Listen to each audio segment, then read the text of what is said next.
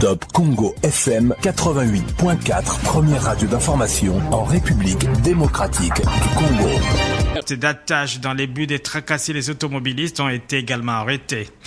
On va parler de la modernisation de la piste d'atterrissage et des balisages de l'aéroport de Lodja au Sankuru. Plus de 3 mois après le lancement de travaux, rien n'est fait.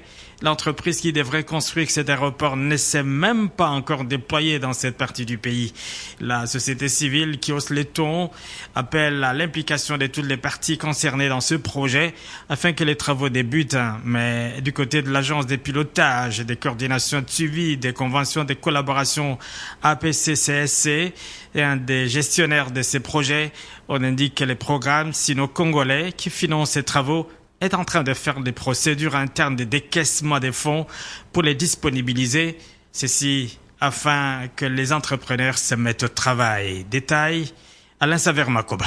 En décembre 2023, la première pierre pour la modernisation de l'aéroport de Lodja est posée. Un projet capital pour cette région du Sankuru. Mais près de 4 mois déjà, les travaux n'ont toujours pas débuté. Benoît Dandia et de la société civile Force Vive. Faisant suite à l'inexécution des travaux de construction de l'aéroport national de Lodja, la société civile Force Vive du Sankuru exprime ses inquiétudes. Aucune réalisation ne se constate sur le terrain. À terme, ne serait-ce que des commencements de travaux.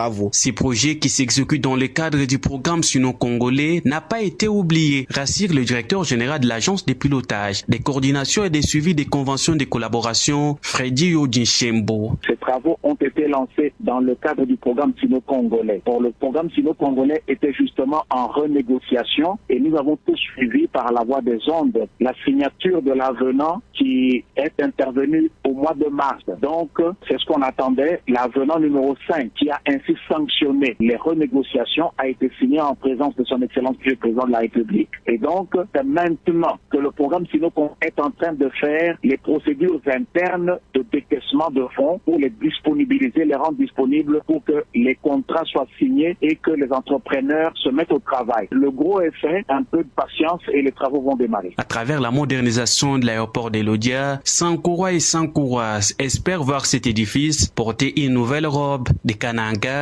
Alain Saver-Makoba pour Top Congo FM. Et puis la plaine de la Ruzizi, une zone privilégiée d'échange agro-pastoral située à cheval entre le Burundi, la RDC et le Rwanda.